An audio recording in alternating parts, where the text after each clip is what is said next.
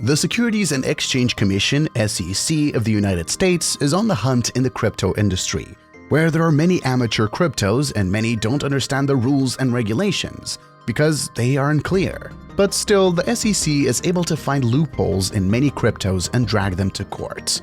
The same was the case with LBRY when it was charged by the SEC in March 2021. Although the SEC was successful in its lawsuit against LBRY Credits in November, when the court ruled that the LBC token resembled an investment contract. But the LBRY community got a recent victory, as the court ruled that the judgment does not apply to sales on secondary markets. In today's video, we're going to discuss the complete timeline of the LBRY versus SEC case. So make sure to stick around until the end to stay up to date, and subscribe if you haven't already. Well, in the middle of 2016, LBRY officially launched its LBRY network, a digital platform for decentralized content distribution that makes use of blockchain technology in a way similar to Bitcoin's in terms of encryption and consensus process. One of LBRY's stated long-term aims for the LBRY network is to compete with giants like YouTube and Amazon.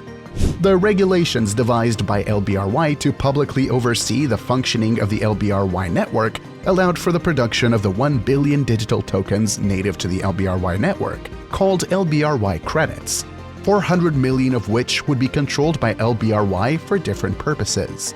Of these, 100 million LBCs were put into continuing growth and providing profit for the LBRY founders on the LBRY network.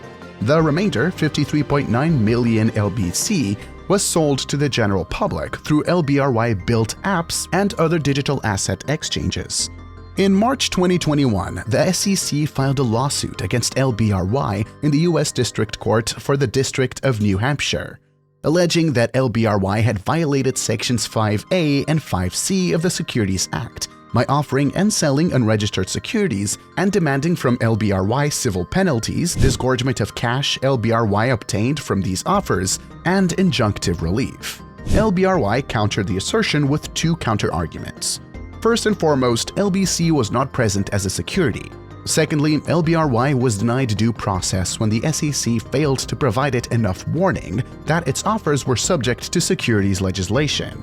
The SEC was successful in its motion for summary judgment filed against LBRY Inc. on November 7, 2022, and granted by Judge Peter Barbadoro of the United States District Court for the District of New Hampshire. The court decided that LBRY's offer and sale of LBC broke the federal securities law's registration requirements, and that LBRY had no defense because it didn't give fair notice that those laws apply to its offer and sale.